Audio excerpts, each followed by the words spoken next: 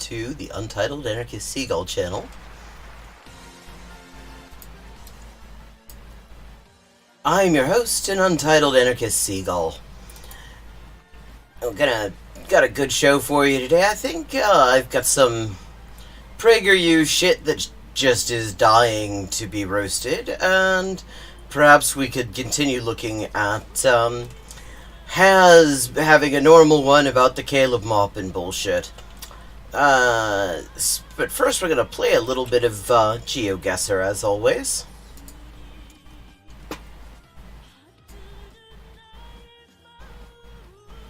Okay, this immediately feels like Britain or Ireland.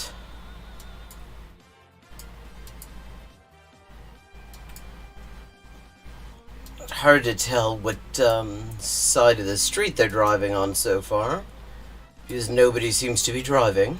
Oh, here we go. That is facing the other way, so right-handed driving. Info route. We're in France.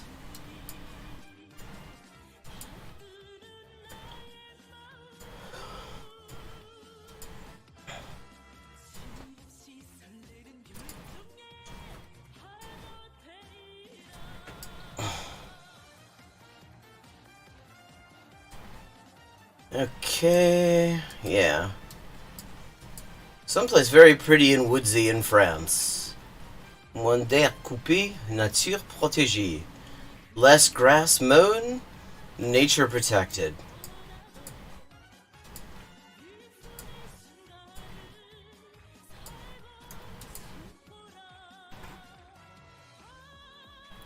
Chaussée déformée. Yeah, you can tell from that small caps font that we are indeed in France.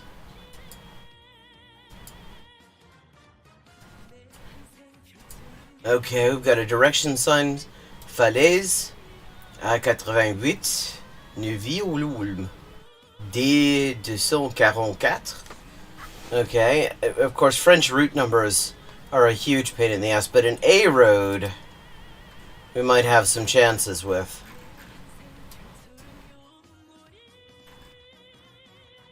A71, A87, A83.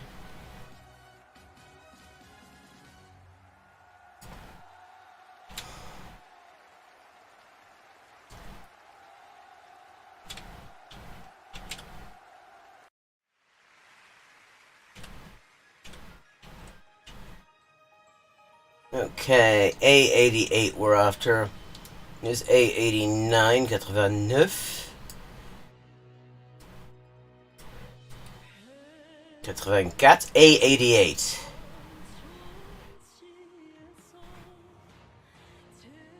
Finally, a French route number that I can work with.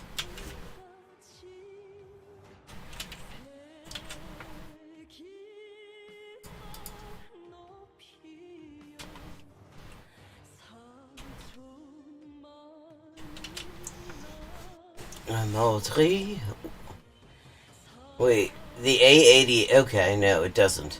It looked like it just broke off, which is going to be a bit weird, but apparently it doesn't. So, what were those places? Falaise, Neuville-Ulm. Never heard of either of them. La Métairie. Oh, so that's where that place in Louisiana is named after. Les Marais, le Repos, la Haye, la Haute-Ville, Boissy-la-Londe, la Vacherie, la Maladrerie.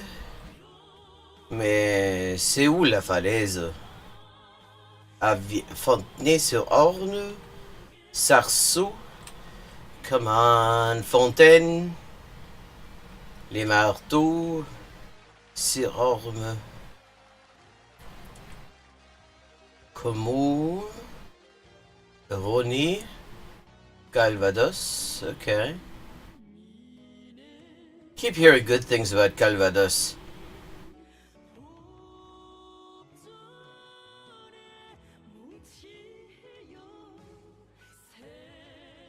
Vallon Bras, le Haut-Vallon, les Rochers, la rue Brette. Falaise. On y est. You see, there's a vending machine museum in Falaise. Aubigny.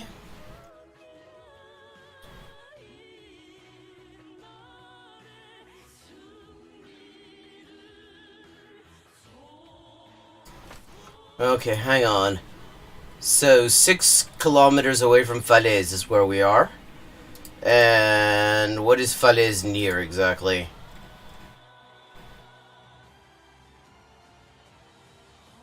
Just short of Caen.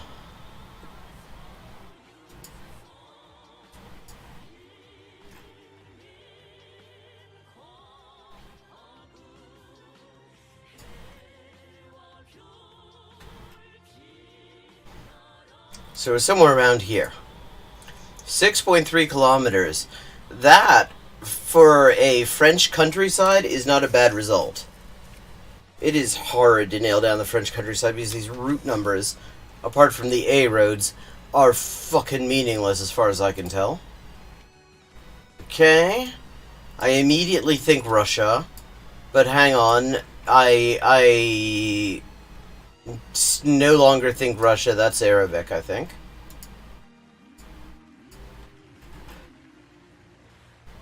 Wadi al-Urdan.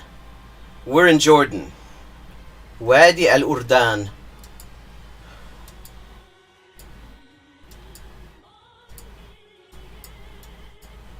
Amman Airport. Oh well. If you're gonna make it that easy for me.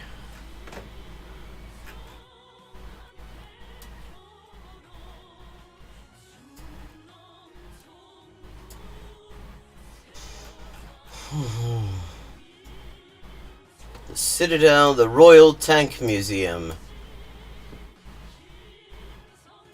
Al-Bashir Hospital, Al-Nasser. Queen Alia Military Hospital. Wadi al-Assir. Let me take a closer look. It's hard to do that in that little map they give you.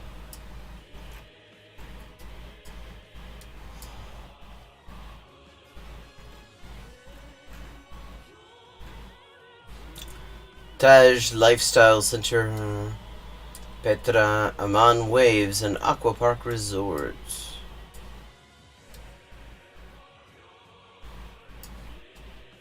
Sahab, Balein.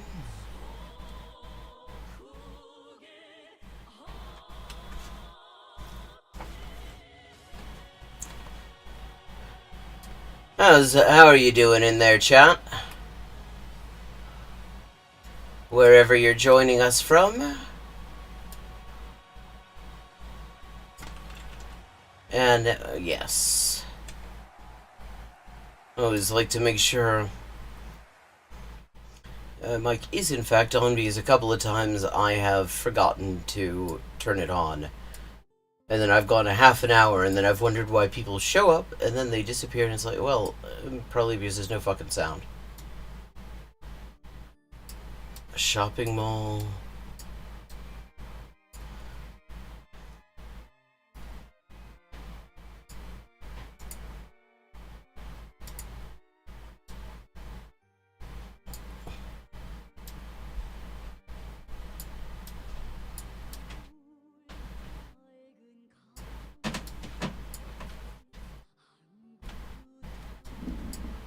Marj al-Hammam. South Bus Station, Roman Theater. Wadi Assir. Suwaila. Okay. Don't know if I'm gonna manage in a reasonable amount of time to get an exact fix on that. 38 kilometers, not too bad.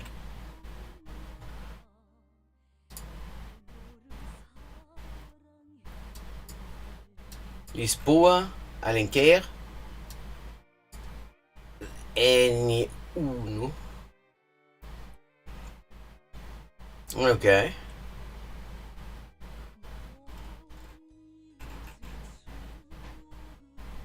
Yes, we are in Portugal.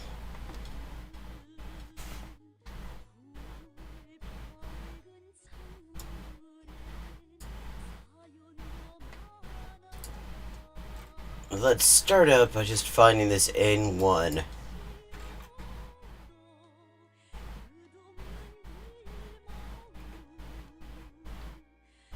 It's also, wait, IC2.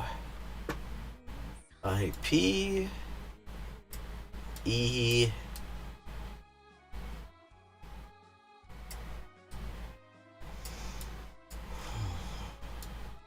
N1. Here we go.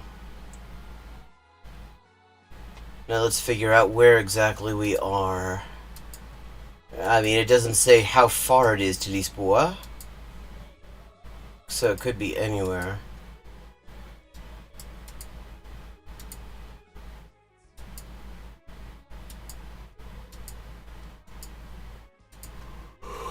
Oh, obrigado, Monte Junto.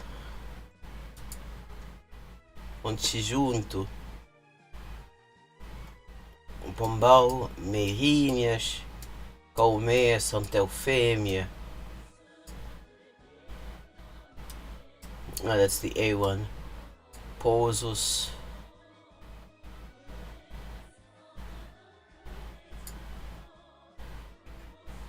Is that still N1? Yes. Açúia. Casal de 1000 homens. Hello, Adam. How you doing? Okay, what were the names of these? Monte Junto. Obrigado.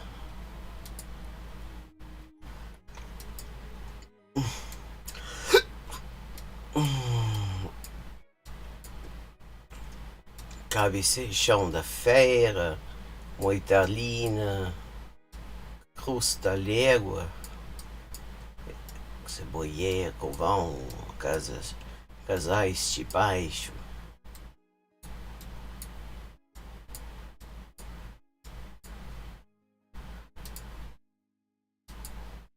No, Portugal.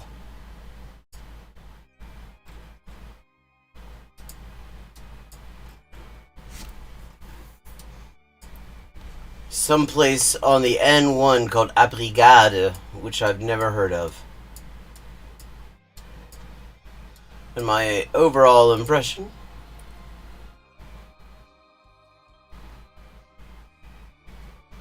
Who are you supporting in it? Venda das Raparigas, Casal da Fisga, Mata de Baixo.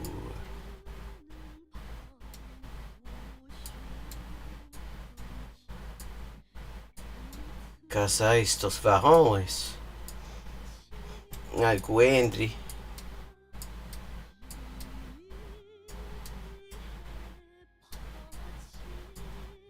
Obrigada. There we go. A gente está na Obrigada. Baloiço de Monte Junto. Okay, I think I can locate that now. South of Rio Maior.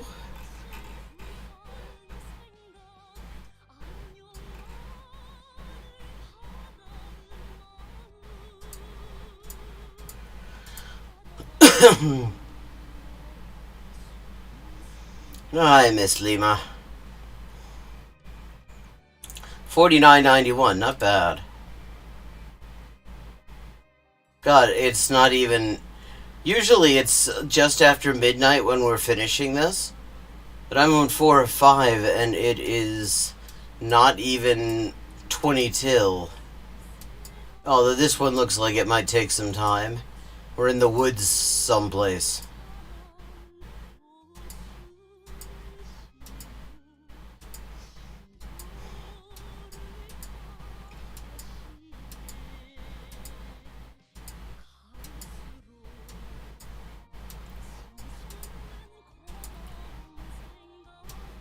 Okay. God, this could be anywhere.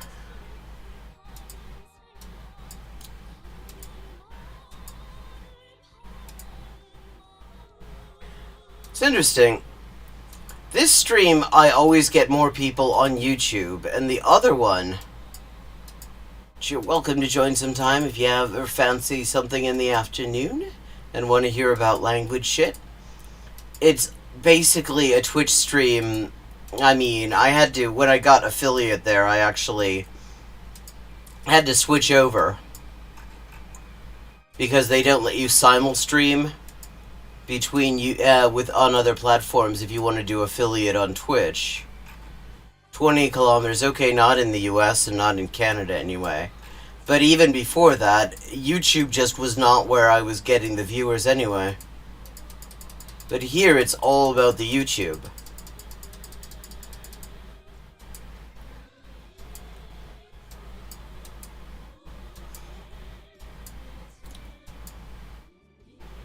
Okay. This could be France. Could be a lot of places, though.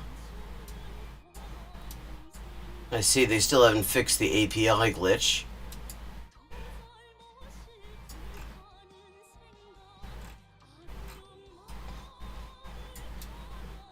Yeah, this could be France again, but it could be a lot of places.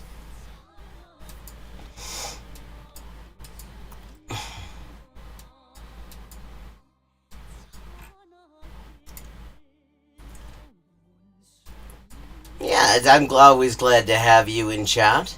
I was just noticing because I was my the chat window says that I'm up to 4 viewers, so I wanted to see where they were, and it said it was overwhelmingly YouTube, and it was sort of an observation there. As it occurred to me, it's interesting that the one skews very heavily in one direction, the other in the other.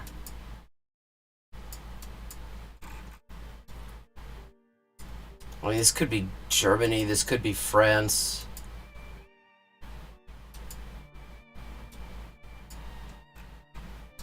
Oslo Zvikov, Zastavka, SKD.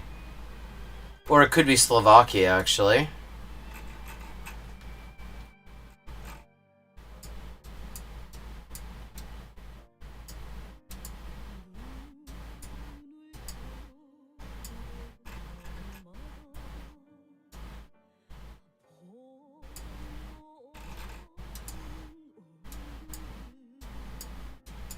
I got an email today. The DNC reminding and letting me know that I have not donated to them yet. I don't know, which, I mean, is such an interesting way of putting it, since it's not, like, you haven't donated to the DNC yet this year. It's like, I didn't donate last year either, or the year before, or the year before, or the fucking year before that, or, like, fucking ever. Because they suck. There are so many better places to put that money than to give it to a bunch of people who already have billionaires on tap anyway.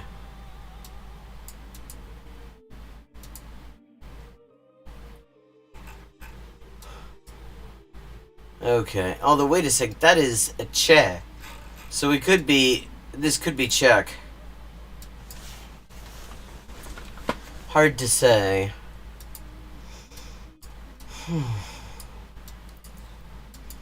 Zvikov. But that was just graffiti, so I don't know if that... That probably doesn't help me any.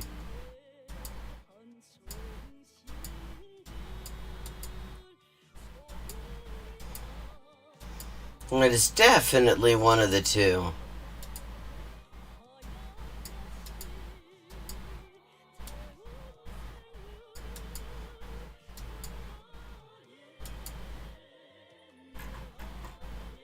Zahorji Podradi.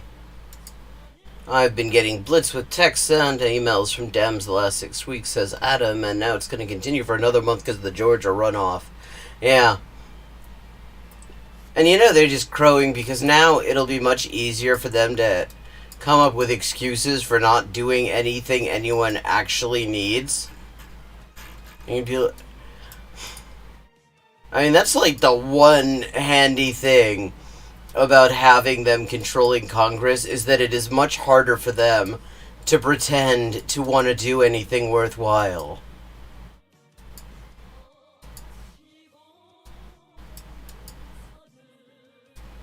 Because then they have to come up with wild excuses like the parliamentarian, and then just wait to see how long it takes before somebody realizes that actually they can fire the parliamentarian. Nanuki Tochena Malinovka. Apparently this building was... or this company was established in the 1500s.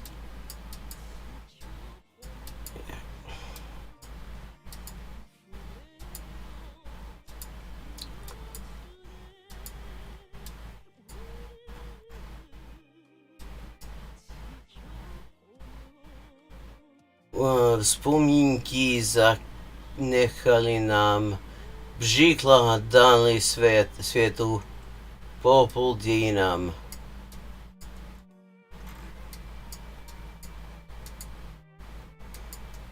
Okay, now I'm kind of leaning towards Czech. Not that I can actually... not that anything is actually giving me a clear idea of where this is. Beyond that.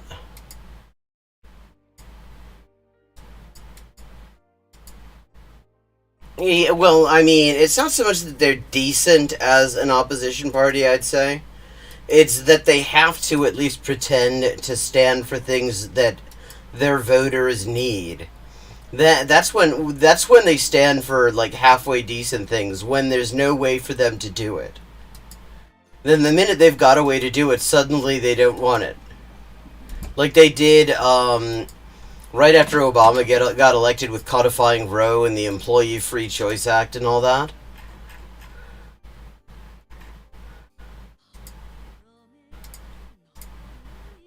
Okay, 145 kilometers.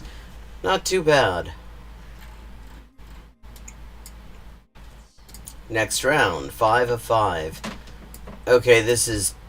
God, this just screams fucking California or Hawaii. Let's see these street names. Garin. Belina, yeah. I'm gonna say Southern California, probably.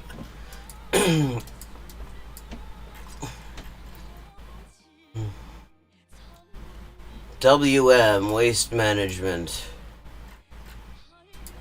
I thought that was geographically specific until I found there are bins near me that have that on them. Del Brisa. De la Brisa, weón. Okay. But I still feel like we're probably in California.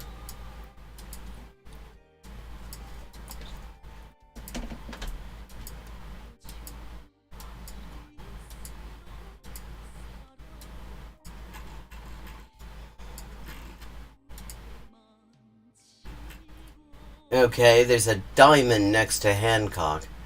That's significant if you know where this is.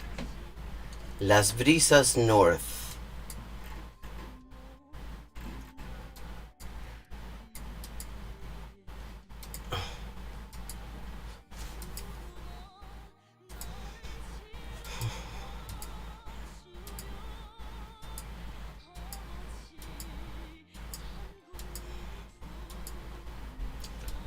Okay, the street this big, there's going to be some sign telling me where I am soon enough. But I would be shocked if this isn't Southern California.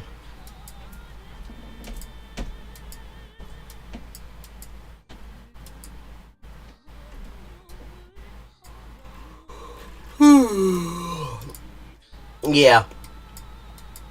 With the lush greenery and the palm trees, Hawaii's always a possibility, but you can tell Hawaii from the street names.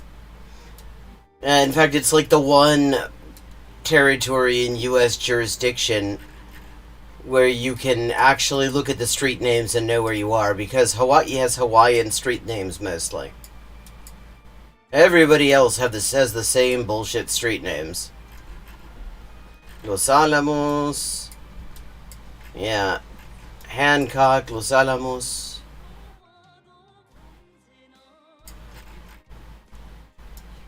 There's gotta be an interstate near here.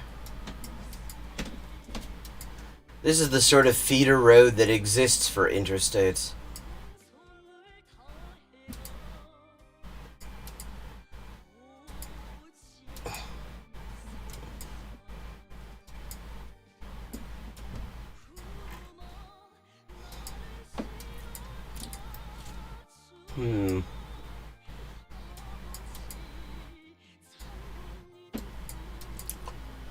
Okay, come on. Give me something here.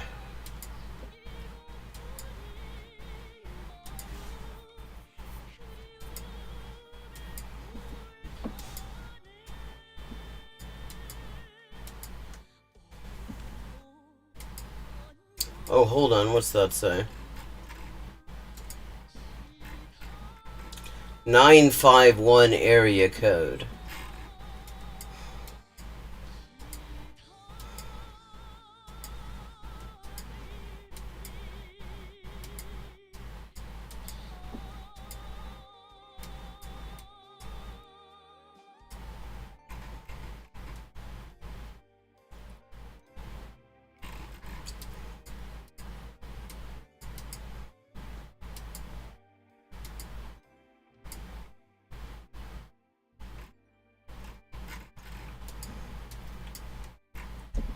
Walsh Medical Arts Center. Okay, that doesn't tell me much.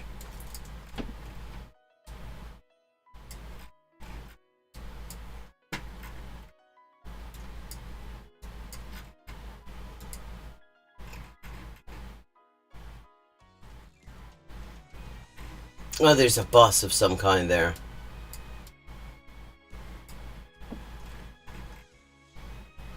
ERT. Is that ERTA?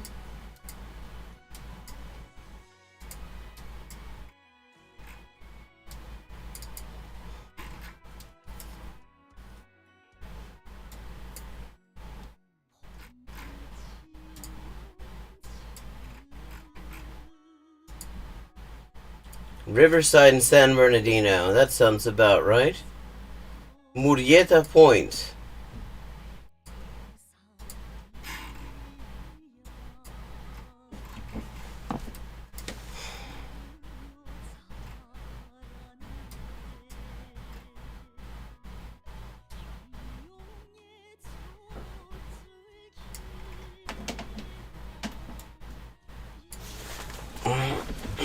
Lomali, Bloomington. Jurupa. Diamond Bar. City of Industry. Oh. That's where the originating address is every time I order clothes from my favorite designer. Diamond Bar, that sounds kind of right. Sounds like the kind of place that would have a diamond next to the street names.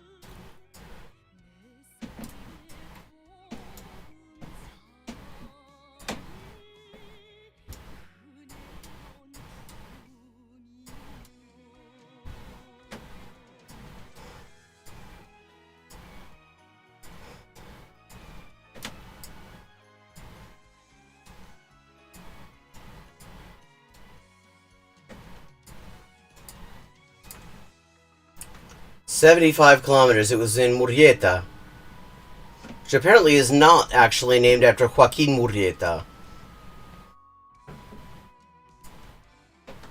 24,134. Not a bad start. Had a pretty good day with Geoguessr.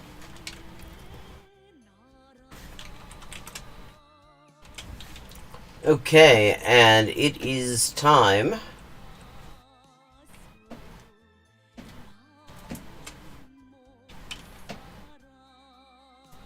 to find something to look at and roast. It is dinner time, so we are going to have a little roast. And let's find out what we're roasting. First of all, let me just make sure ad blocker's on. Okay, I'd like to start out with some PragerU bullshit. Especially we've got a little bit of extra time because I started a bit early. So I'm trying to decide between why do you hate conservatives, or David Zucker asks why can't Hollywood take a joke anymore. They both seem like they're potentially very rich in bullshit. Do you have any particular feelings, chat?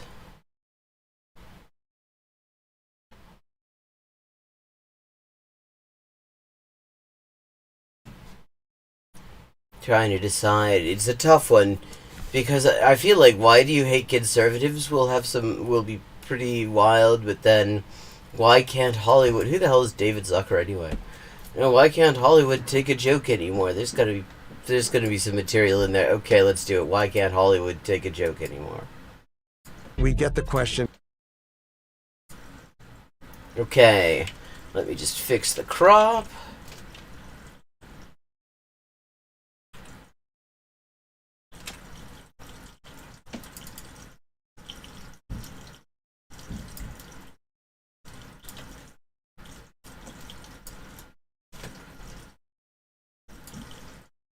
It kind of works with my color scheme. Neat. Okay, there we go.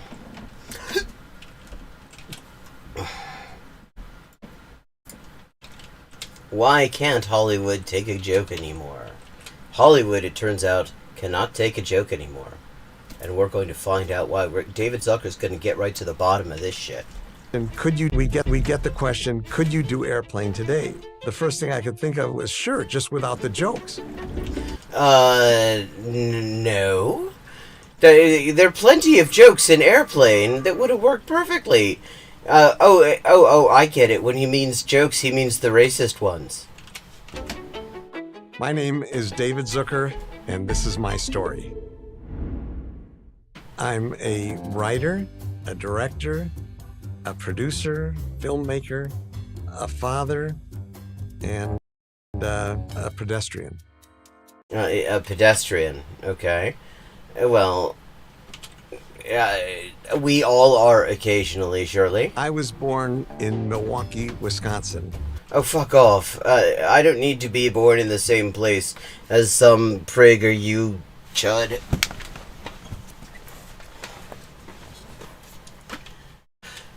When I was 7, I said, I'm going to be a businessman, because that was what my dad was. And then in high school, I thought, well, I like to make jokes, so maybe I could be an advertising executive / filmmaker. He likes to make jokes, so therefore he could be an advertising executive. Like, who the hell wants to be an ad exec when they're growing up? That sucks. I was not a nightmare in my classes. I mean, not that I remember. I mean, at least not for my classmates. But because they got the jokes. The teachers didn't always get the jokes. I remember Mr. Kenny in math class, he made me write. Why don't you, okay, you're talking about the jokes, you're talking about how funny you like to be. Why don't you say something funny? Like in this video about why Hollywood can't take a joke anymore. Make a joke. Let's hear you make a joke.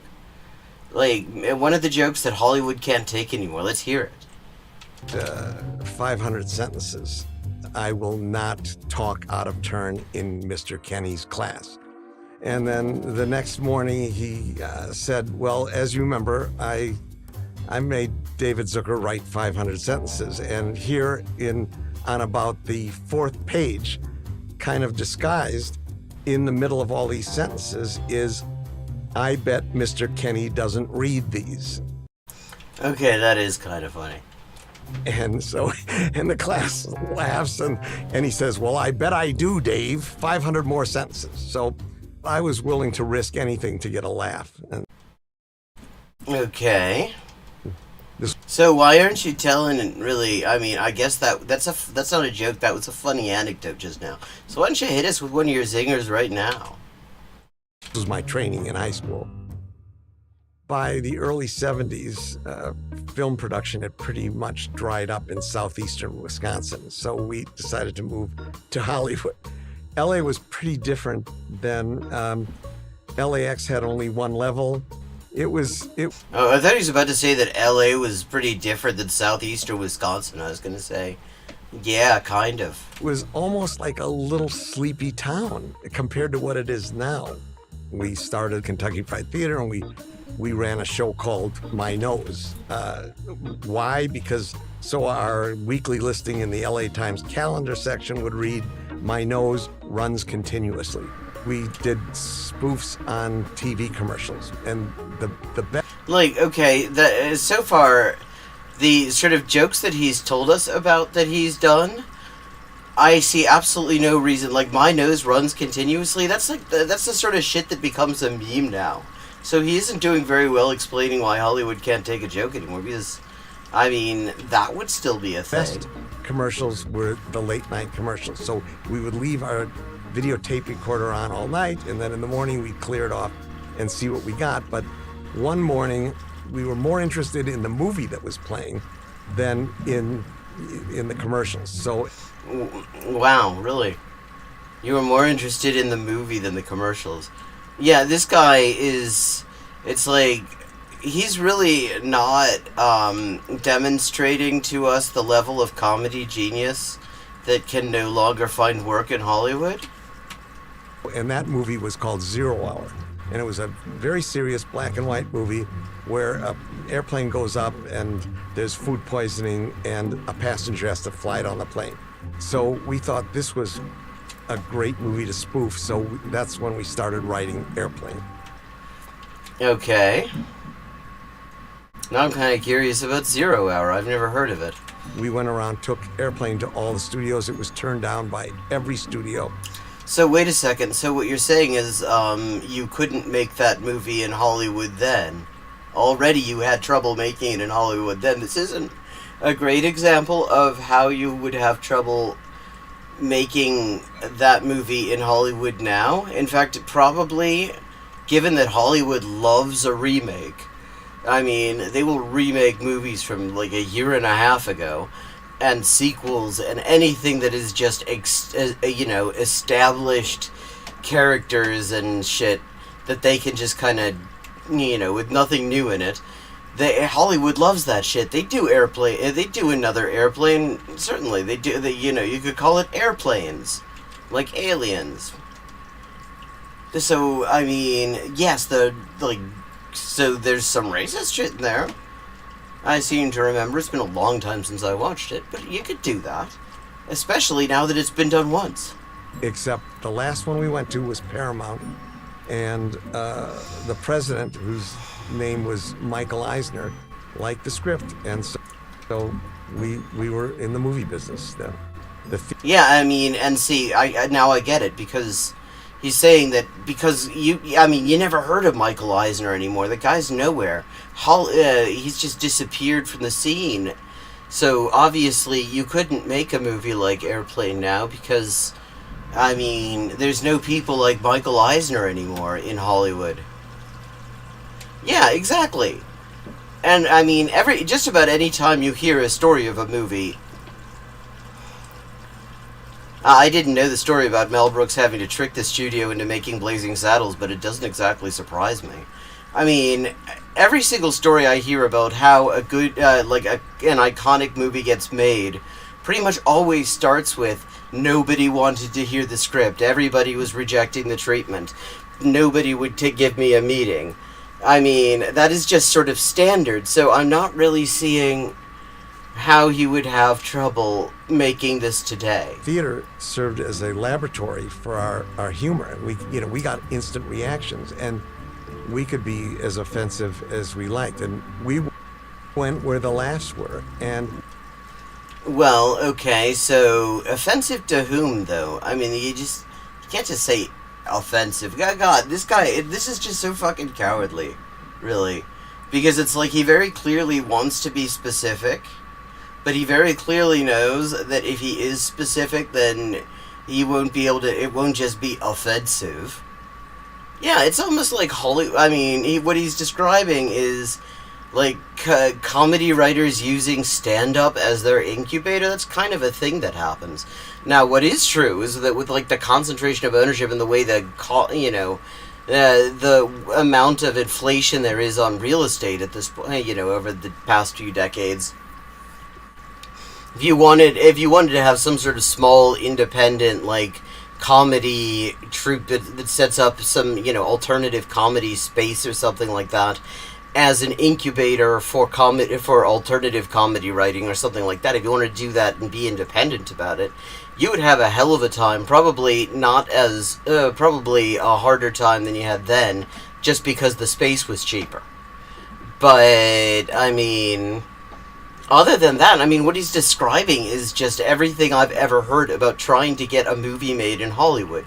You write the thing, nobody wants to hear about it, because it's new, and they don't like new things. They want to do, the shit they've always done. They have a formula. And if you want to break the formula or play around with the formula, they're kind of worried about it. We never thought that we were offending anybody, but if we were offending people, we knew we were on the right track.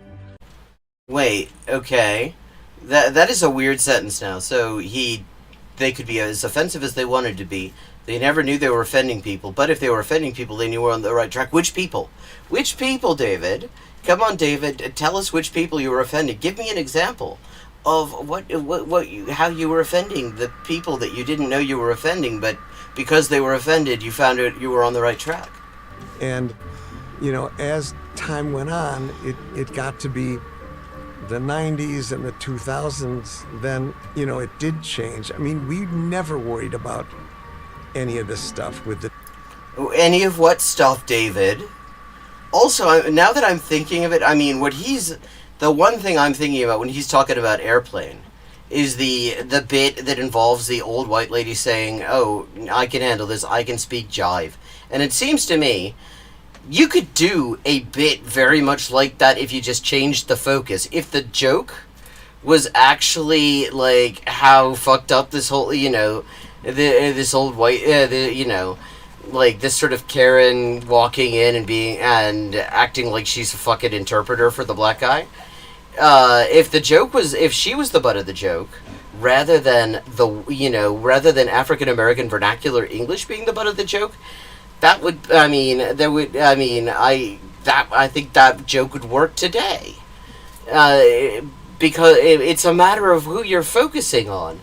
I mean, shit, this isn't even new information. I mean, people have been complaining you can't make a joke anymore for quite a long time. I mean, Andrew Dice Clay was doing it too. And George Carlin pointed out what his problem was. His problem was that he liked to punch down and be an asshole. He wanted to, like, punch downward. He didn't want to punch up. And, yeah, that does piss off, this has been the same sort of thing. Like, people who want to punch down in their humor. Yeah. Yeah, I mean, if you change the focus of the joke, if you change what makes it funny, then I think it wouldn't be racist. I think then it would just be a funny joke about racism. Laughing at, like, how fucking, taking the piss out of, like, how racist the society is. And that can work. I mean, there are plenty of comedians who do really well with that material because it's a huge amount of source of material. The problem is if you're doing it from the point of view of, it's true, almost always had the right answer is right. There's some shit that he got totally wrong. But when he got things right, he got them right for the ages. The Naked Guns, or even the scary movies. Well, you couldn't make the Naked Gun mostly because O.J. Simpson probably you wouldn't want him co-starring at this point.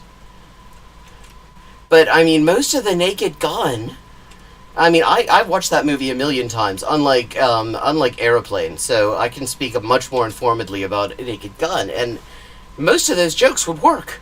Most of those jokes would fucking work, and I don't think Hollywood would be at all hesitant for a lot of them. I mean, there was there was a homophobic joke in there. I mean, you take that out, but it was just a fucking throwaway sideline. The joke about hello Ludlovert, we're hearing about why Hollywood can't take a joke anymore from a guy who is terrified to give us an example of the kind of jokes they won't take. And every example of a film that he says you couldn't make now, it turns out they could barely manage to make it then in the first place. My current writing partner, Pat Proft, and I, wrote a parody on James Bond and Mission Impossible. One female executive said, well, this joke is getting pretty risque here, What was the joke, though, David? I mean, what was risque about it? I mean, what are you trying to say? There is no risque humor anymore? Like, come on, give us an example of the thing you're saying you can't say. Like, I mean, this is like how Tim Pool will talk about. I mean, he's the big free speech warrior, but he will be or the fucking quartering. They're the free speech warriors, except they will avoid saying anything that might possibly conflict with their monetization. I mean, it's so fucking cowardly. Like, you've got billionaire oil money behind you on this, and I'm guessing the guy who co-wrote Airplane and The Naked Gun, I'm guessing he's doing okay. I'm guessing those royalties aren't bad. I mean, plus you've got Police Squad that I'm sure he must have been involved in if he co-wrote The Naked Gun. I mean, there's a lot of... I mean, he's probably doing okay. Just say one of the fucking jokes that you wish you would be able to make, but you can't now. And it was just a very mild joke about the lead female character because she had come up through the police department and through the FBI, said she needed a breast reduction to fit into the Kevlar vest. Okay. I'm not even seeing where the joke is there, actually, because...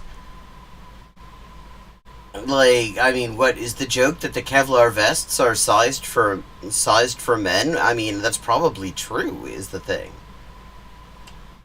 I mean, I would not be surprised if those are not really, or certainly at the time that he's talking about, were not necessarily made to accommodate boobs. I mean, so where's the fucking joke? That's not a joke. That's just an observation about Kevlar vests that. It's not even risque. It's just boring. Probably true, but I mean, it's not. What did you get? Fucking laughs for that? It was pure oatmeal, so mild. Not one of our funniest things, but this was like too much. And I thought, gee, if this was the criteria for it, we're in big trouble. Wait, again, he's talking about back in the good old days. They're destroying comedy. Because who's destroying comedy? You said this was like 20 years ago. You said this was when you were making the fucking Naked Gun. That's like, I mean, that's not even 20 years ago. That's over 30 years ago now. I mean, yeah, so, but supposedly Hollywood can't take a joke anymore, but you're saying that Hollywood executives were very risk averse for as long as you've been doing this? I mean... Okay, we're halfway through there, and he hasn't actually explained a single reason. He hasn't given us a joke, first of all, the comedy guy. He hasn't given us a joke, but he also has not actually given us a reason to think that there's some fundamental change that makes it impossible for him to do his thing now. Also, his bottom button's open. That's annoying me. 9% of the people who don't have a sense of humor. When we would do screenings of Airplane, we get the question, could you do Airplane today? And the first thing I could think of was, sure, just without the jokes. Without which jokes, David? Because I think I think a lot of those jokes you could probably still do, because a lot of them are just fucking puns and they're funny. They're just puns, and they're just funny because it's surreal and absurdist within the dialogue, and it works.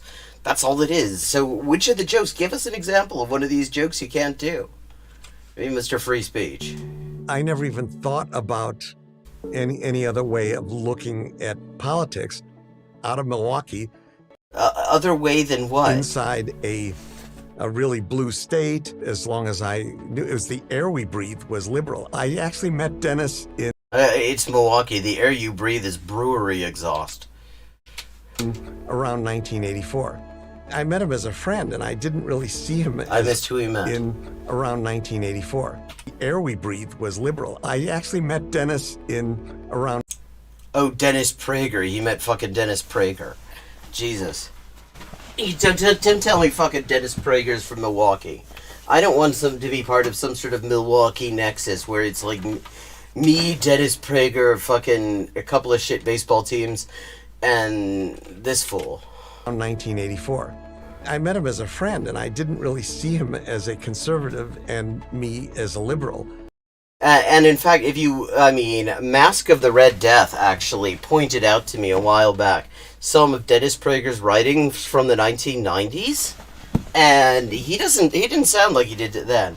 Like, he did a thing on Christian fundamentalists then, and how he just basically said they were just a bunch of complete ignoramuses, and that the main difference between these reactionary fundamentalist Christians and Jews is that, like, Jewish tradition is about fucking involves reading and, in understanding what you read rather than just sort of memorizing it and believing it literally. And he basically was totally slagging him off. Dennis Prager in the 1990s and Dennis Prager now were clearly very different. Dairy missed. And you run into Mike from Mystery Science Theater 3000, at least until they finished shooting him into space. I realized that he didn't bite, and he had, as good a sense of humor about life and himself. Okay, so he's got a great sense of humor. You're on his YouTube channel. Tell us one of your fucking jokes. I did, and so we could just laugh about it. And then what happened to me was with 9/11, Clinton, who I voted for twice, said, "What have we done to deserve this?" And I said, "What?" And then see, first of all, did Clinton actually say that? I do not remember Clinton saying that. I feel like... Chad, any of you remember Clinton saying this? Let me just look this up. Okay, Clinton on 9/11. Bill Clinton, I assume, on 9/11. What did he say?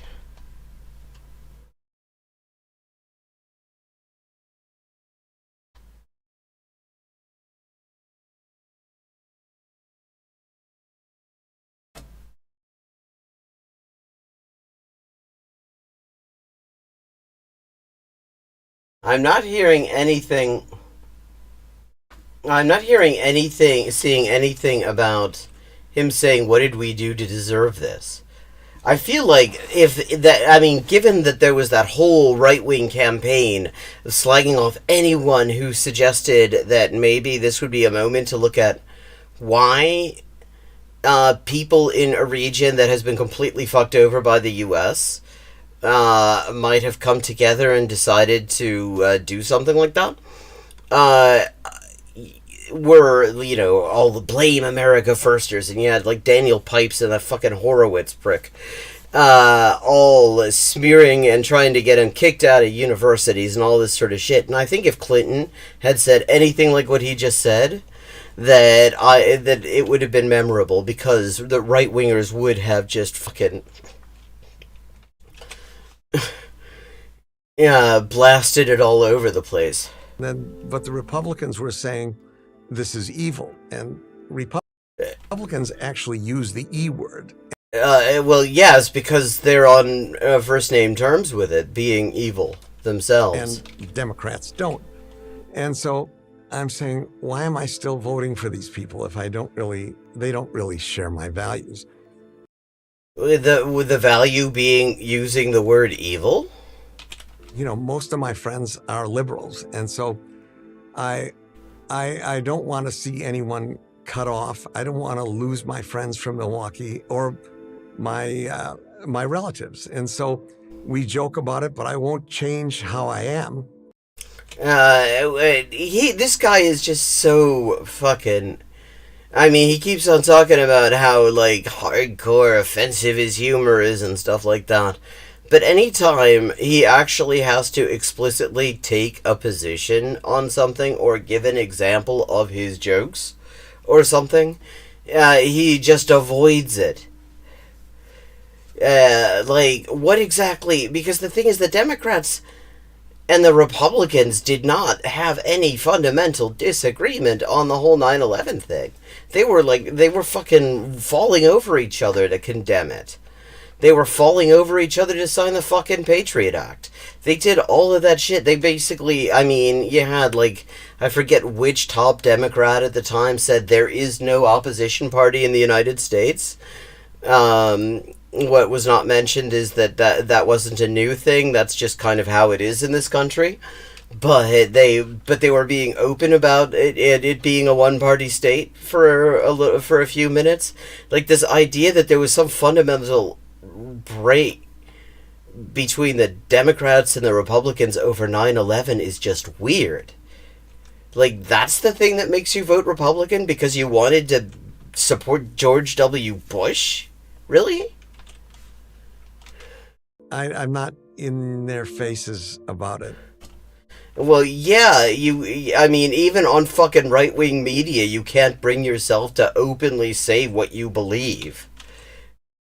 After the LA riots of it was in the early 90s, I just keep things, what can I do about stuff? I want to be able to do something about it. And okay, so, I mean, you could you're a fucking Hollywood satirical filmmaker. You could do one looking at how fucking violent and racist and fucked up the cops are. There's great satire to be had there. I mean, it would have been totally topical. Is that what you're talking about? What's the thing you wanted to do? Like, notice that he doesn't mention Rodney King. It's just the LA uprising. Not what came before it. Not what the precipitating, instigating events were. But just the LA uprising. We thought, why don't we do a video about goodness, but not preaching. It's got to be funny. A video about goodness? A video about goodness? That's his response? A video? God. Like, I'm actually, when he says that you couldn't make Airplane, when he couldn't make Airplane anymore, at least not the jokes, I think what he means is that whatever talent he had in that area, he used it up a very long time ago. I seem to find my way into these foolish situations. I recruited... Yeah, like being on PragerU, you mean? O.J. Simpson to be in it. He recruited O.J. Simpson to be in a video about goodness in response to the LA uprising, because that's what it was about. That's what people want, is fucking goodness. And, I mean, what says goodness? Who says goodness more than fucking O.J. Simpson? So here I was, directing O.J. Simpson in a video about goodness. It was going to be shown on PBS. What and the that fuck? was when this whole... Wait, now I kind of want to know, was this made? It sounds like it was made. I almost want to watch this just to see what the fuck this even is. Murder thing broke. I mean, I think the video has done a lot of good. And wait, he made it just...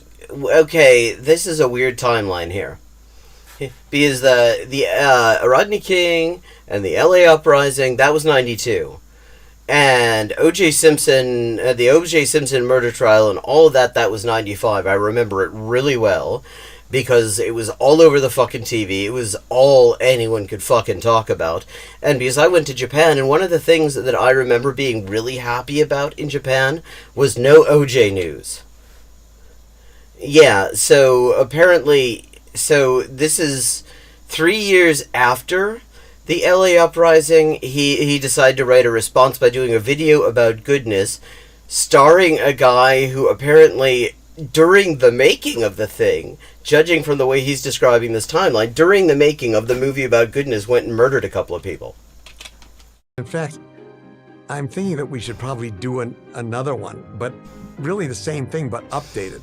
I try not. What with O.J. Simpson still? You're gonna update it? Okay, that would be comedy gold. Do it. Not to give advice because the great basketball coach of UCLA, John Wooden, said he doesn't give advice; he gives opinions. One of the best pieces of advice came from my mom, who said, "This is just one long ramble." Like, prompt these people. This is, like, I mean, he's just rambling. He's just blathering on. How the hell did we get from O.J. Simpson to and a movie about goodness to his mother? Always tell the truth, but don't always be telling it. Always tell the truth, but don't always be telling it? Oh, okay, yeah. So, always tell the truth, but know when to shut the fuck up. Like, for example, if you're doing a video about why Hollywood can't take a joke anymore, you probably shouldn't give examples of the sorts of jokes that you feel you could not put in a Hollywood movie anymore. Because it, might be a little bit fucked up to be mourning your inability to make those particular jokes. I get asked when I'm doing a Q&A after a screening, what advice would you give to a young person just starting out, wanting to make it in the entertainment industry? And I always say, quit now, you'll never make it.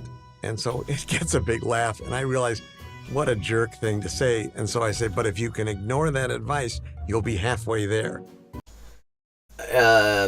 Halfway? I mean, it seems to me halfway would be, at the very least, you've got somebody who's taking your calls, but they don't necessarily like anything you're doing. I mean, okay. Comedy's in trouble, of course, but... How's comedy in trouble, David? Give us an example of... You haven't given us... We're almost through this thing. We're at 7:49. It's 8 minutes and 50 seconds long. He has not given us one example of a joke that he could not make. The one example of a joke that somebody expressed objections to at the time was, as far as I can tell, just an observation about the design of Kevlar vests. I think it's going to come back. I just think there's a pendulum. The pendulum will swing back. I would like to see comedy filmmakers do comedies without fear and without fear of what, though? Like, for example, how about making comedies without fear of far-right Twitter hate mobs going after your cast because they're pissed off that there are black women in the film, for example? Like, where were you when God, I'm so terrible with names.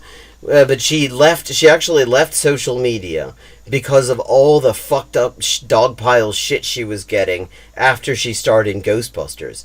That was a comedy. That was one that, people involved ended up getting a whole lot of shit that really wasn't due them. You talking about that? Is that an example? I somehow don't think so, because you're on PragerU, and PragerU actually agrees with the right-wing hate mobs. We always used to do whatever we wanted and then try it out in front of audiences. If something was really offensive, you just get a gigantic sucking sound out of it.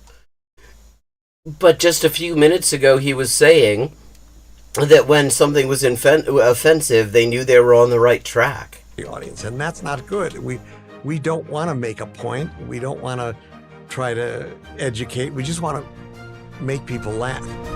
Oh God! So his problem is that now comedy has reached a level where people want to have a sense of humor about something, as opposed to just sort of really, the sort of totally middle of the road, funny, I will say, but totally middle of the road, totally non-committal, sort of like, I don't know, Bob Newhart kind of thing.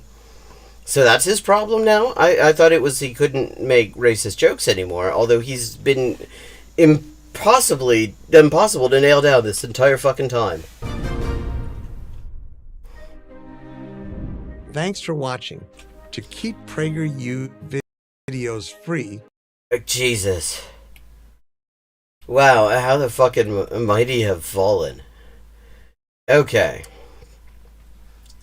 So, we managed to get through that entire thing without him giving a single example of a single joke he couldn't make now.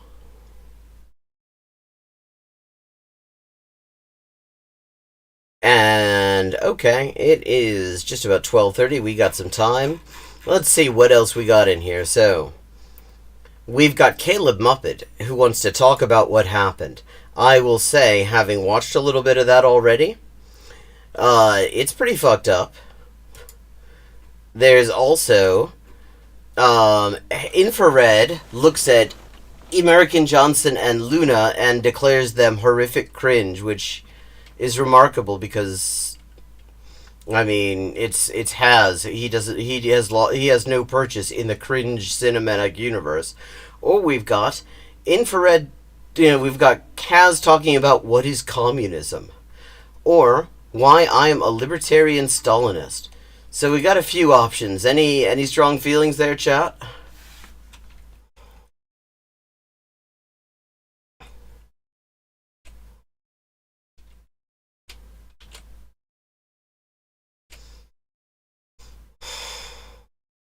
Which has React video?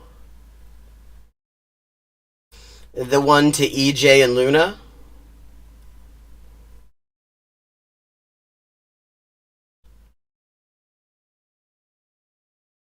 I mean, I've been kind of curious about that one, specifically because Has likes to cosplay as a Marxist-Leninist, and Luna actually is one. Oh, okay, so I've been kind of curious. He's gonna say it's horrible cringe. Okay, I'm gonna, I see, I think... I think we're gonna do this is actually sickening this time. Yeah, libertarian Stalinist sounds intriguing. But I kind of want to see this one too, so I think that's where we're gonna go.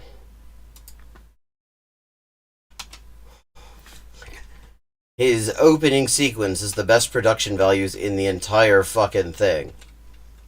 I wonder if, okay, this is the Has drinking game.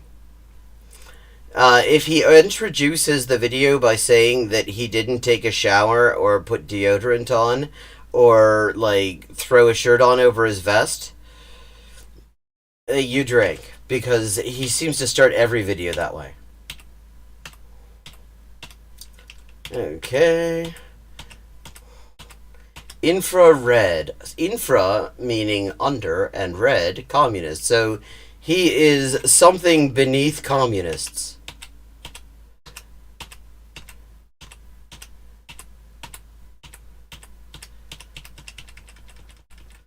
Oh, come on. How much of this crap do we have to go through before we get to the crap we wanted to see?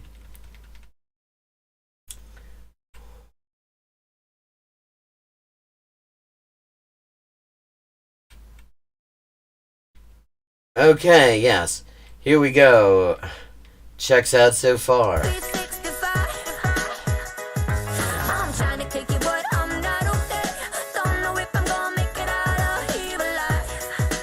Yeah, I will say the production values are there, are not bad.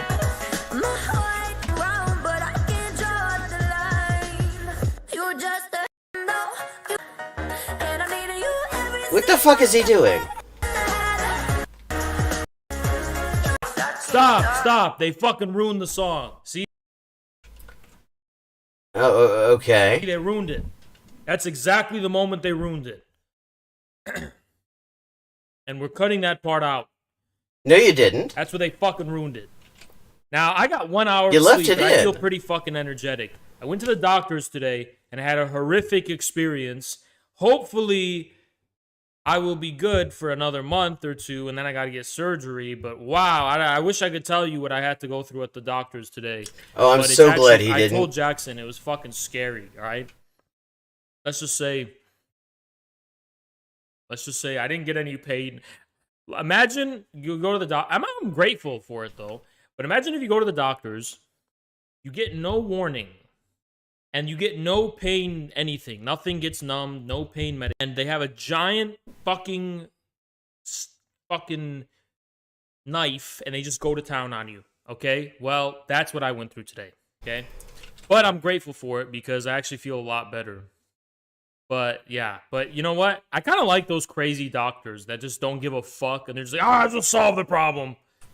And okay, I'm and like, oh, Haas, are you gonna still visit that doctor? Yes, I am because every other doctor I visited, Okay, I don't give a shit about this.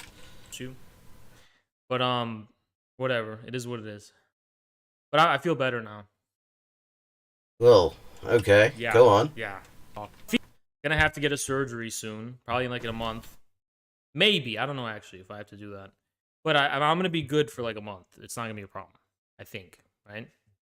But anyway, guys, let me tell you guys. Oh, also, I was gonna have to get my wisdom tooth removed, but I canceled that appointment to see the doctor today.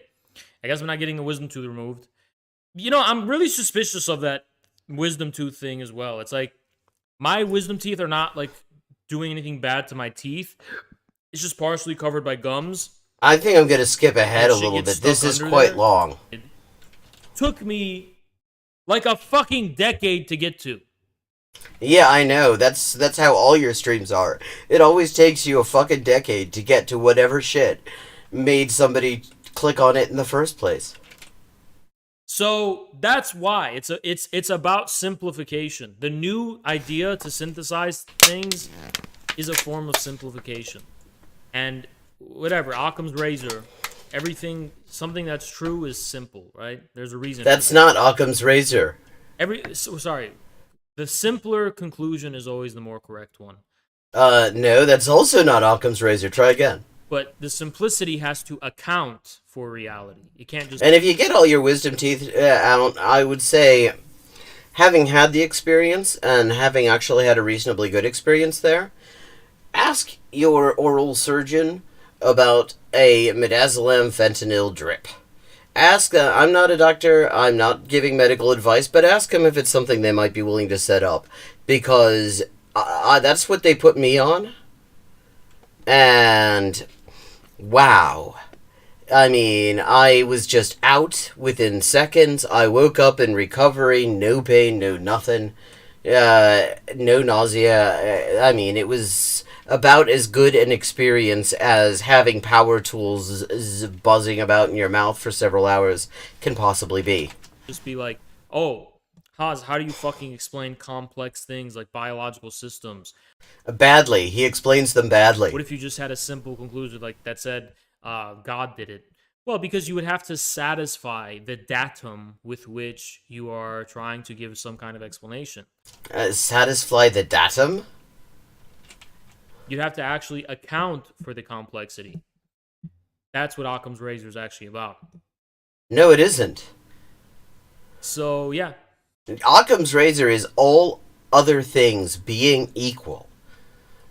The explanation that requires the fewest assumptions is most likely the correct one. All other things being equal. It does not mean that the simpler thing is always correct. It does not mean in all cases the fewest assumptions is the most accurate thing. Sometimes things are complicated. That was, I mean, and people just pull Occam's razor out of their asses like it's some sort of like it's some sort of item that they picked up that they can use to just sort of skip over complexity. Well, they don't even pay attention to what it even is. Yeah, I think that's my single. You guys want to tell me? I've like talked about this a lot, but my single big. You guys are my single biggest accomplishment of my entire life. Wow, that's an admission. So I mean, we've already broke through, right? This was the hard part. The hard part is over. And yeah, the hard part is over. But yeah. So that was not the entire reason. I was going to stream yesterday because Come on, a just get to very the bit that I care close about. person in my life loves my company so much that, you know, I decided that I was gonna. Well, I'm sorry, guys, but no, trust me, okay? Trust me. I have a good reason for doing everything. He does need to point that out because it is not something that you get based on the things he does. But yeah, I I got caught up. No, I didn't get caught up. I made a deliberate decision. I said I'm not gonna stream. It's too late. It's like 11, 12 a.m. And you know, Fuck you! It's 12 a.m. here. I'm streaming. yeah. But that's the only reason I didn't stream yesterday. I plan on streaming every day, uninterrupted. Does this I guy didn't just do it yesterday. why? I mean, why do we always have to get a view of his armpits? I broke it. I had a good reason. Now, full steam ahead, right? And then tomorrow I'm not gonna stream. I'm just kidding. I don't know, guys. I can't prove anything. Can't I can't I can't I can't Get to the point. guarantee a goddamn thing. So this is the really cool guy, and I want you to remember. So non-compete, if you don't know, non-compete is like a super cool boomer. And he's Yeah, that's not what boomers are either. But maybe Occam's razor proves that boomers are anything that anyone who appears to be slightly older than him. Like, there's no way that EJ was born before 1970. like a 40-year-old super cool That's not a boomer, dude. boomer. That 40 years old is Generation fucking X. Actually, these days that would be millennials who are 40. Boomers are fucking 60 and 70 and 80.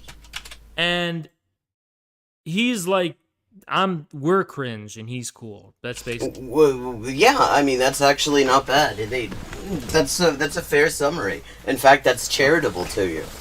Cringe is being very nice. See what I'm trying to say? That's what he says, right?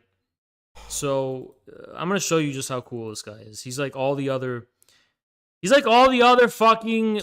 Oh, this is a good video that he did too. MAGA communism is just fascism, and he's right. In fact, we watched like last week or the week before. We watched Has go to a Fash rally to sell MAGA communism, and it turned out MAGA communism is him just going up to Fash and saying Fash shit, and that they agree with him, and he's like, see, everybody loves communism. I mean, it's like he took Thought Slime's line a while ago about how Caleb Maupin thinks fascism is communism and said, yeah, but why don't we lean into that? Millennial, socialist, cool guys whose T-level Jerky stinkhole and Two Holes Has. See, he's called Two Holes Has, you see, because every time he learns something new about women's bodies, he has a fucking tantrum. levels have depleted, and now they're like super bitter about me, who's a young, virile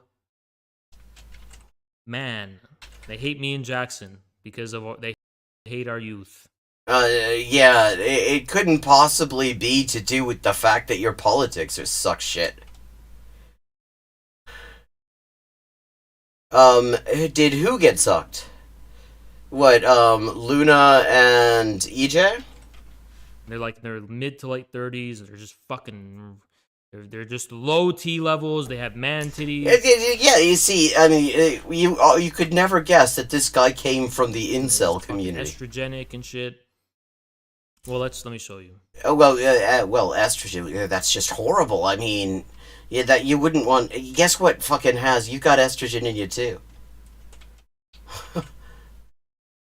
I mean, no, they're making videos and stuff.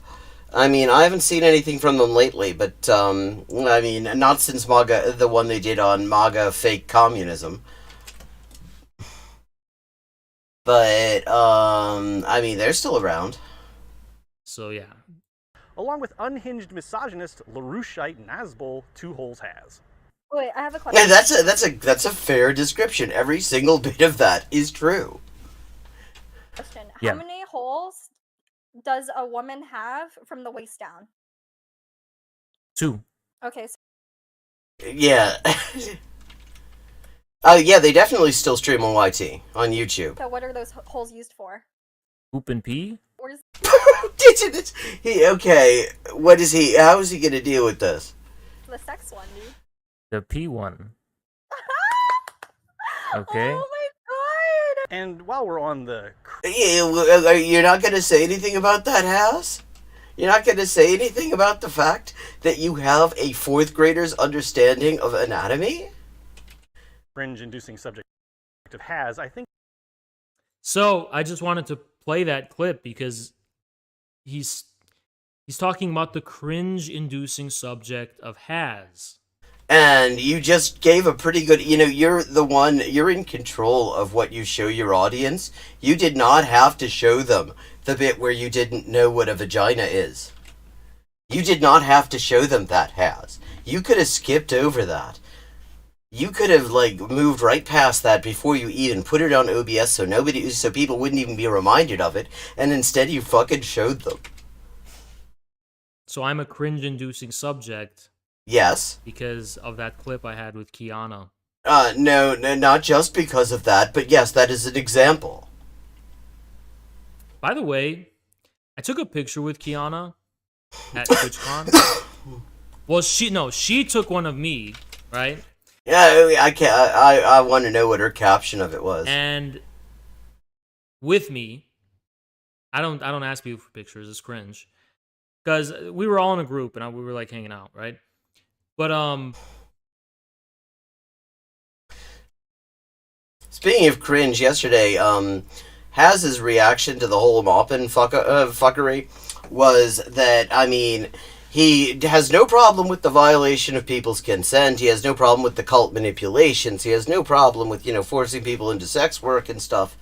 But where he draws the line is the kink.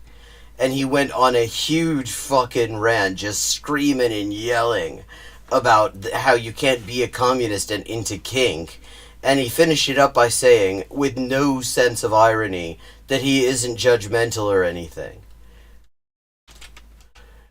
I thought really hard about releasing it because I feel like these people's mind would explode if I released it. I feel like they'd be like, "What?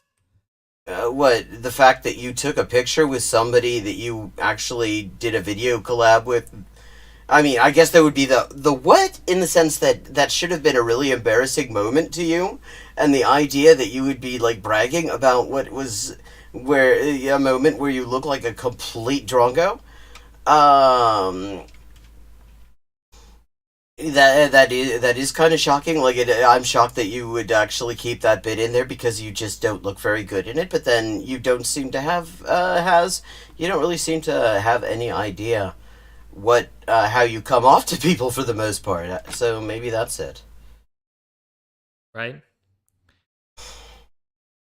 No, guys, don't disrespect her. I actually respect her a lot. She's actually... How could... The third hole is... Oh, people are taking the piss in the how many holes are there, Has? How many? Yeah. Somebody else says you can't prove that there's more than 2. Well, yes, you fucking can. Maybe you can't because you've never been there. But yes, you fucking can. She's super cool. I respect her because... Yeah, you could be like, "Oh, Haas, it's degen." Nah, it's Twitch. Twitch is fucking degen. Her and her friend group are cool people, right? Totally communist, by the way, calling things degenerate. They're all cool people. Nothing sus there at all. Them. They're one of the only people on Twitch I like. But no, I feel like leftists would lose their mind because they think that it was a serious that clip was some serious thing, right? Oh, so he was joking. This was his notorious ability to laugh at himself.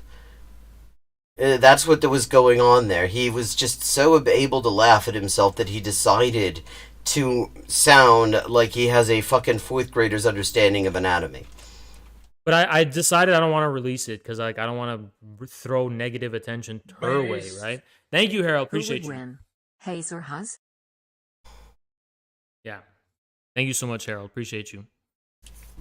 But no, the photo is funny. It's a funny photo, right? It's literally just me like doing this, right? It's me doing the two. Who gives a fuck? You know, I described it makes it seem like it's, yeah.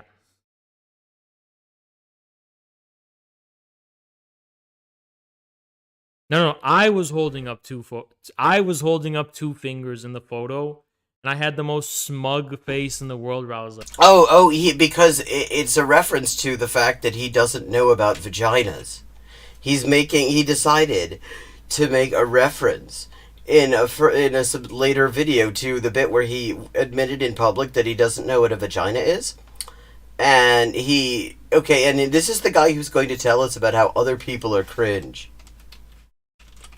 like, I've never caved. Like, you realize that people like myself, stay up late at night, can't get to sleep, because our brains remind us of the fucked up cringe shit we said when we were like 12. And here he is like, yeah boy, that's right, I'm the guy who went on somebody else's stream to say that I don't know what a vagina is. And it's like, and he's fucking proud of it. Look at him, he's proud of this. He's fucking proud of it. Same old me. You know what I mean? Yeah, but let's hear about how other people are cringe. If it ever goes viral again, I'll release it. Right? Because at that point, it's not me throwing attention at it. You just threw attention at it. Yeah, you still talk about this clip.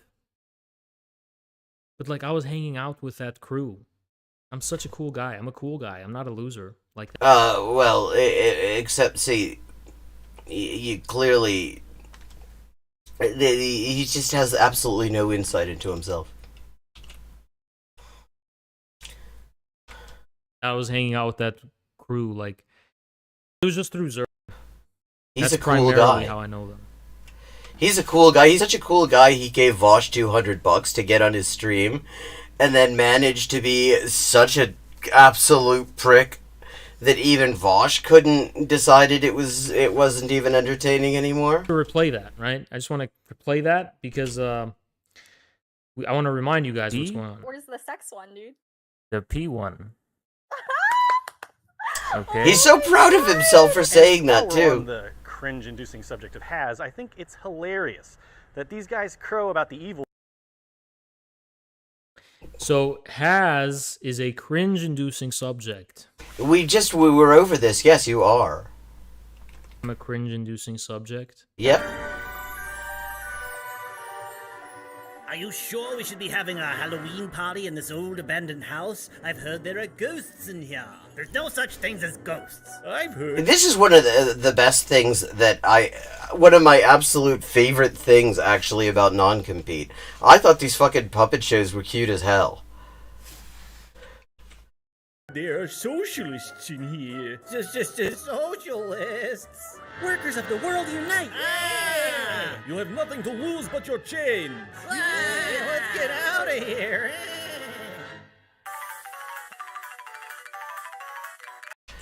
I mean, this is fucking wholesome, actually.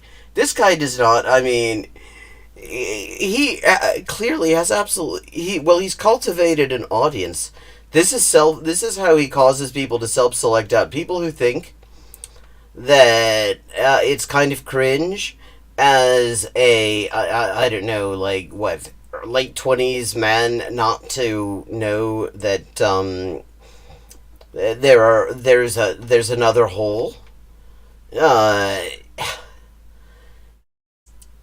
guy, somebody like that, just he's managed to cultivate an audience that does not think that is a little bit cringe. Well, except he's got a few people in there taking the piss out of him.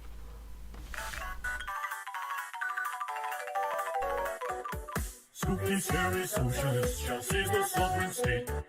Working crows will shock your soul, seal your class's fate. Spooky, scary socialists in solidarity. This is good. I never saw this one. This is good. I like what he does with the puppets. I think that's actually really cool. I mean, he does his voices. He does great voices. I mean, that was some of my favorite stuff, just because it's so totally You don't see anyone else doing that. Like, you know, you see people like me, like, talking about communism on a stream while taking the piss out of reactions. There are a fair number of people doing that. But there are not that many people doing, like, anarcho-communist explainer puppet shows with their own fucking original music attached to them. That's legit cool. That is better than anything has ever done. Because, you know, he probably did not do that intro screen. He paid somebody to do that, surely.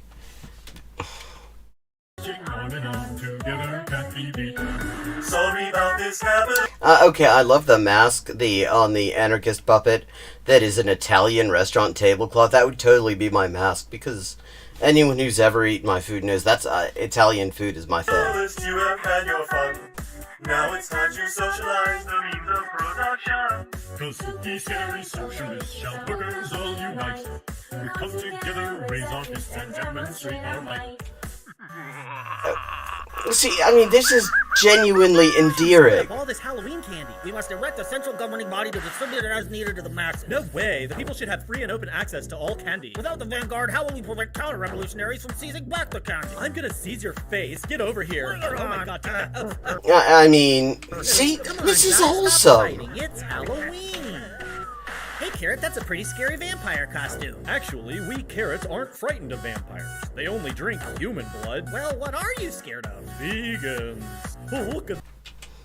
This is cleverer than anything that has ever done in his entire fucking excuse for a career. They're a big yummy Dracula carrot. Give me a bite. Ah!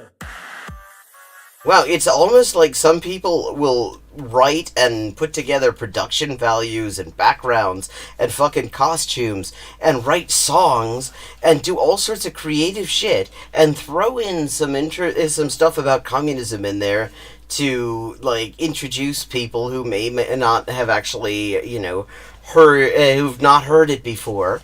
And but I mean, admittedly, that's cringe compared to Haz's thing of coming straight out off of the fucking bench press, with, you know, not having showered, telling everybody that his armpits stink, and then screaming into the microphone about queer people for 3 hours straight, and then releasing these unedited videos where you have to go an hour in. Maybe they were doing, were Anarchitty and Thomas the Tank fighting or making out, Ludlow asks, and, you know, I think you can be of two headcanons on that. Like, this is more effort than has put into all of his work put together. Look at this, there's editing. That is footage with a red filter attached to it of the CNT in Spain, in Barcelona, in the 1930s. I mean, has never even attempted something with these production values, and I can tell you, as someone who has attempted something with something approaching these production values, it takes a lot of time and effort, and all Haz does is really, really low effort content. So he's like, when you say the title of his video here that he's looking at, this is actually sickening.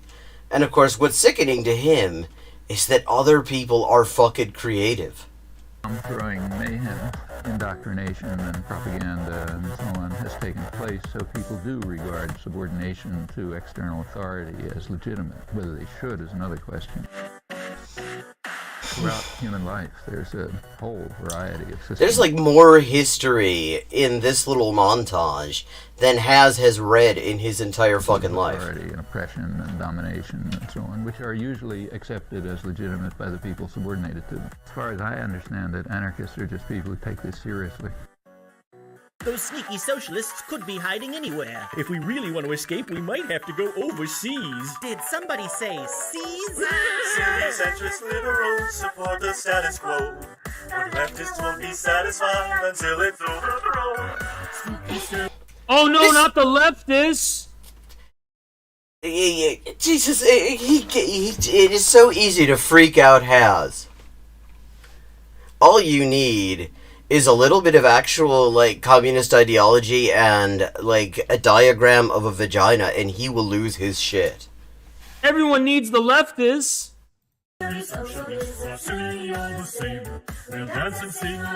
Like, I'd like to see Has define what a fucking leftist even is.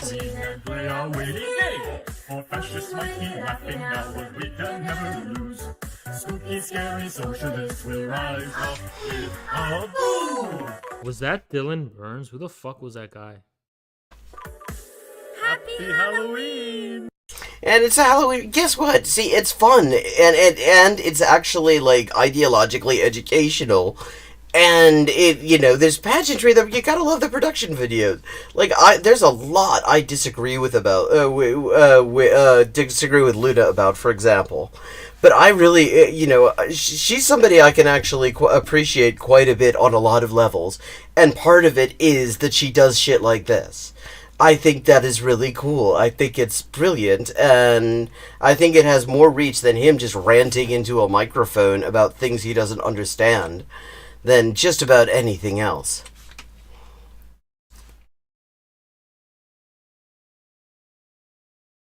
By the way, this guy's in his mid-30s, even in this video. Wow, that's ancient. The mid-30s. What is it? What is it him with the mid-30s? I mean, first of all, like, that's you realize that just means that somebody was what the fuck? Who gives a shit if he was his mid-30s? What's his deal? Just want to let you know. Oh, he just wants to let us know. I was wondering. That was out of all the fucking things. See, and they clearly enjoy each other. It's actually lovely to watch them together. It's like, there's stuff I disagree with, and there's stuff I disagree with in the MAGA communism video that they did, which is otherwise really good, and I recommend it. Like, I mean, I think it was too heavy on the Lenin for my taste, but, it made the point. I mean, I particularly like the Parenti quote about how, fascism essentially sort of tries to plagiarize communists, plagiarize actual revolutionaries, and have a fake-ass revolution that is just a dead end to bring things back and maintain the status quo. And that is so totally spot on when you talk about this fake-ass MAGA communism bullshit. Did you guys forget? Because Did you forget that Has doesn't know that there are vaginas? let me remind you, right?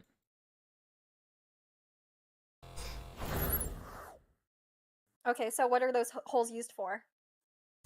He's gonna show it again. He's actually proud of the fact that he does not understand.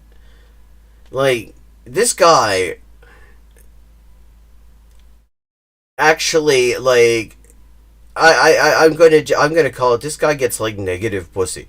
I mean, like, he's got, like, an IMF loan that he owes. He is, like, I mean, this guy, if he's getting laid, like, why? Why? Like, is that just some sort of, like, act of self-hatred on somebody's part to sleep with him?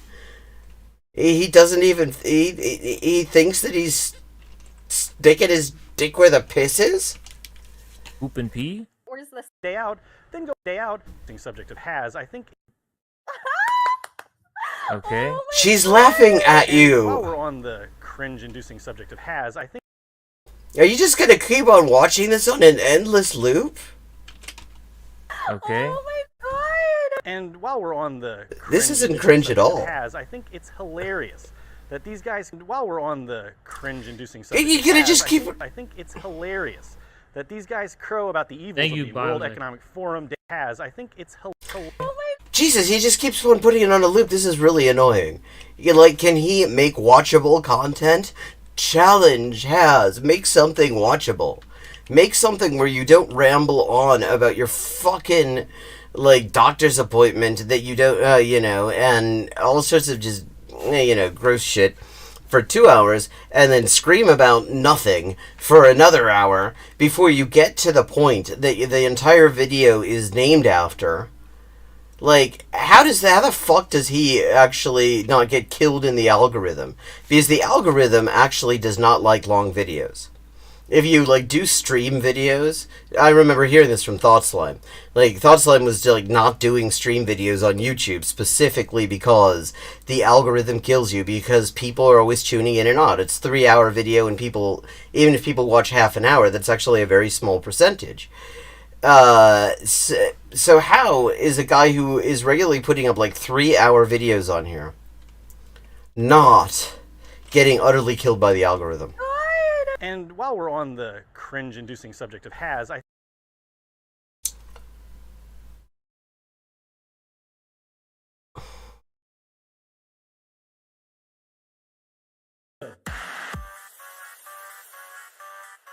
See, there's a difference. Yeah, that's right. I get it. What he's saying is that making a cute, funny song about socialism is totally the same as going on a stream and announcing you don't know what a vagina is. Yeah, I mean, actually, it is time for me to check out as well. It is 1:05. It's a little bit. I ran a little bit over, so let me just thank Adam, Ludlow, everybody who's in chat, including the people who have been. I mean, everyone who's watching, including the lurkers, especially the lurkers. It's just nice to see you all. I think I had a good time. I think we will have to continue on with this just to see if he ever gets to the fucking point. And let me just say, if you enjoy the stream, please consider paying for the stream. And one way you can do that is by giving me a prime on my other channel, Hyperpolyglotting with Elise. Which there you're just giving me Jeff Bezos's money, and that motherfucker's got too much of it anyway. Or you can make a direct donation by using the tip command. And I appreciate all contributions. I know it's a hard time, and I wouldn't want to put any pressure on anyone, because I mean, like, I've had to scale back my contributions because it's been a fucking rough time for me as well. But people who do feel that they can and do, I really, really appreciate it. And I also just really appreciate people who show up and make the chat lively and give me somebody to interact with, because I'm not good on dead air. And I enjoy seeing you all every week. And I look forward to seeing you again on Friday. Also, be sure to check out on if you're interested in a daytime thing and you want to talk about language stuff, Hyperpolyglotting with Elise. That's my other stream over on Twitch. And that is most weekdays in the afternoon. Thank you, Adam. Thank you, Ludlow. Thank you, Jill S., even though I don't see you here in chat, but you're always interesting when you're in chat. Thank you, Phoenix. Thank you, Nwarjaguara, and everybody else who makes this stream as good as it is. So have a good night, and I will see you in a week, or maybe I'll see you over on Hyperpolyglotting. See you soon, one way or the other. And we will continue with this. We will definitely